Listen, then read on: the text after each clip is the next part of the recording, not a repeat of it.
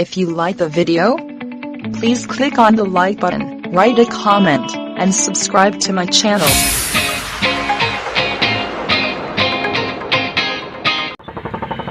पूरा प्रोटोकॉल रखिए। मेरे हस्बैंड प्रोटोकॉल का ध्यान रखते हुए और मुझे भी बताते हुए अब हम लोग टॉरस से टेस्ट करवा करके वापस घर के लिए चल रहे हैं, ताकि जो दवाइयाँ डॉक्टर साहब ने प्रिस्क्राइब की हैं उनको लेकर के नाश्ता करके उनको लेकर के थोड़ा रेस्ट किया जाए। रिपोर्ट लगभग कल दोपहर तक मिलेगी, फिर डिसाइड होगा, डॉक्टर देखेंगे, उसके बाद बताएंगे कि समस्या कहाँ आ रही है।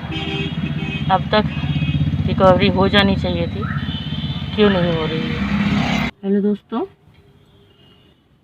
मैं निहारिका सिंह। कोविड-19 महामारी से ग्रसित मैं और मेरा परिवार, बहुत से लोगों ने इस महामारी को अभी भी मजाक के रूप में लिया हुआ है। मुझे पता है, क्योंकि मैंने इस बीमारी से लड़ाई लड़ी है।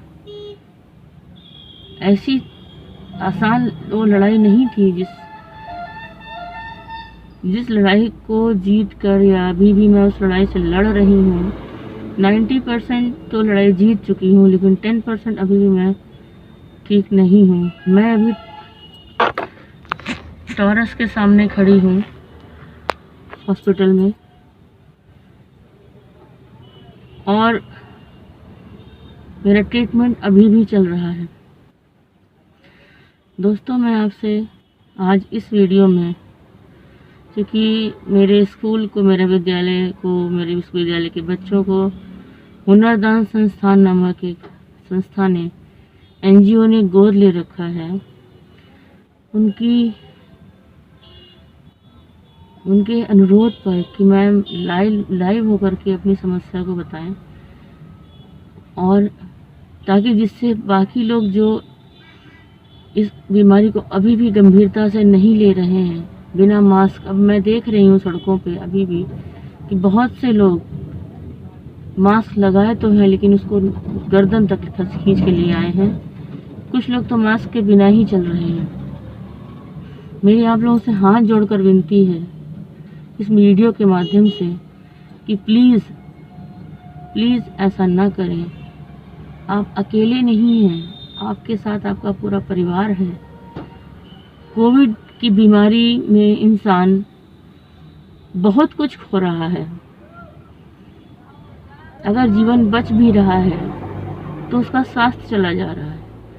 इतने दिनों के पश्चात भी मैं आज भी मेरी खांसी, मेरी इम्यूनिटी और मेरी ताकत 0 हो चुकी है।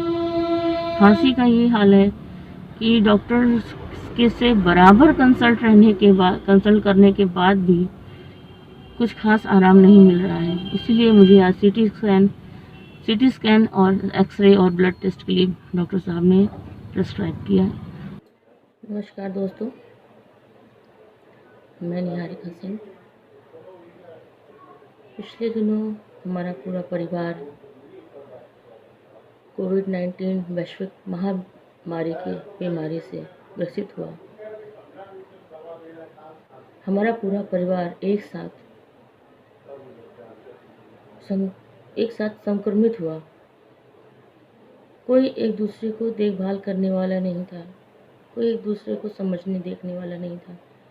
इस बीमारी में सबसे ज़्यादा समस्या इस बात की आती है कि आप चाह करके भी पेशेंट के पास जा नहीं सकते, उसको छू नहीं सकते, उसकी परेशानी को समझ नहीं सकते, चाहे कितनी भी बुरी स्थिति में क्यों ना। संक्रमण तो मेरे यहाँ सभी लोगों को था, लेकिन मेरे दोनों बेटों, बड़ा बेटा और छोटे बेटे को थोड़ा कम था, और हस्बैंड को भी हल्का फीवर आया था। तो मेरे हस्बैंड तुरंत जा कर के सबसे पहले उन्होंने अपने दोस्तों से कंसल्ट किया, जो इस बीमारी से ग्रसित हो चुके थे। दोस्तों, आपके बीच उपस्थित हुए हैं हमारे एक परम मित्र हैं श्रीमती सरिता सोनी जी हैं, जिनका एक एनजीओ है हुनरदान संस्थान के नाम से। उन्होंने पिछले 20 मार्च को हमारे विद्यालय का विजिट किया और हमारे विद्यालय के बच्चों को के बीच से रूबरू हुए। उन्हें मेरा विद्यालय इतना ज़्यादा पसंद आया है, बच्चों की क्रियाकलाप को देख करके, उनकी पढ़ाई को देख करके वो इतना प्रसन्न हुई कि उन्होंने देन एंड देयर डिसीज़न लिया कि मैम मैं आपके स्कूल को गोद ले रही हूँ। मुझे क्या कोई परेशानी नहीं थी, क्योंकि मेरे बच्चों को कोई सुविधा मिले एनजीओ या सरकार की तरफ से, बस मैं इतना ही चाहती थी। बीच में मैंने उनका नाम लेना ज़रूरी था, इसलिए मैंने उनका नाम लिया।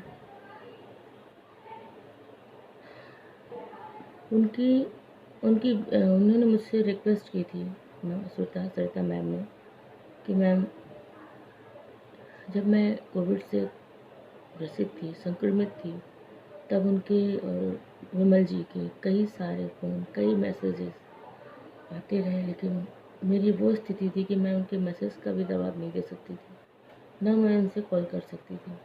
वो बहुत परेशान थी कि पता नहीं क्या हुआ, क्यों नहीं मैम मैसेज नहीं करती है। मोस्टली मेरा फ़ोन ऑफ रहता था।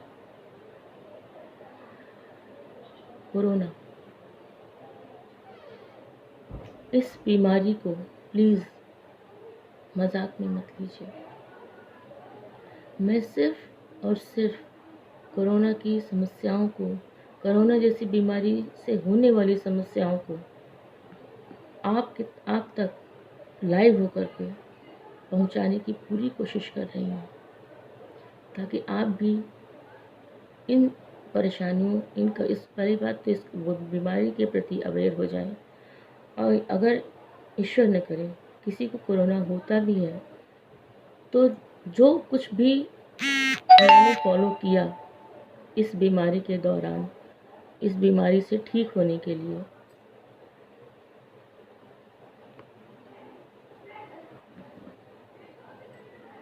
तो मेरी पूरी कोशिश यही रहेगी कि आप सभी इस बीमारी से जल्दी बाहर निकल के आ पाएंगे।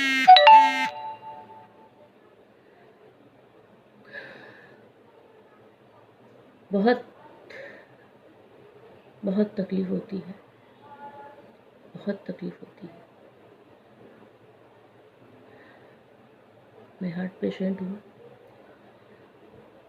और मेरी हार्ट सर्जरी हो चुकी है 20 साल पहले, और भी कई सारी समस्याएं स्वास्थ्य से संबंधित, क्योंकि हार्ट सर्जरी के बाद हार्ट पेशेंट को कुछ न कुछ समस्याएं होती रहती हैं, लेकिन उनको मैं हमेशा इग्नोर करती थी।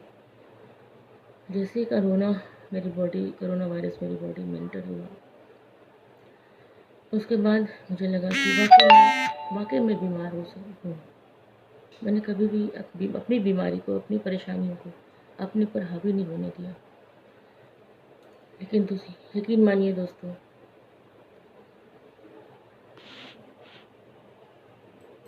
कोरोना बहुत खतरनाक बीमारी है।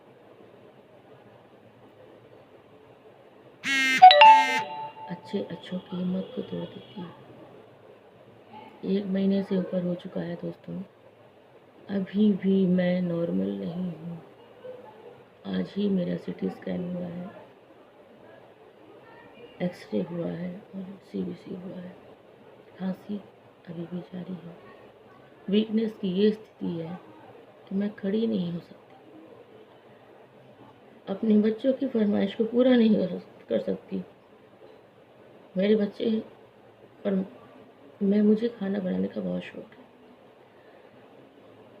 मुझे कुछ न कुछ करते रहने का बहुत शौक है। मैं बैठने वाले लोगों में से नहीं हूँ, पर इस बीमारी ने मुझे लाचार कर दिया। मेरे हस्बैंड हर कदम पे, हर पल मेरे साथ रहे। मुझे नहीं पता कि उन 17-18 दिनों में क्या स्थिति थी मैं आपको बयान नहीं कर सकती।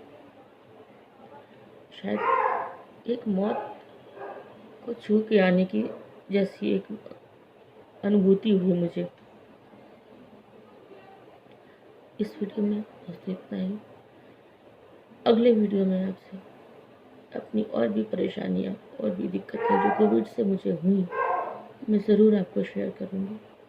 धन्यवाद।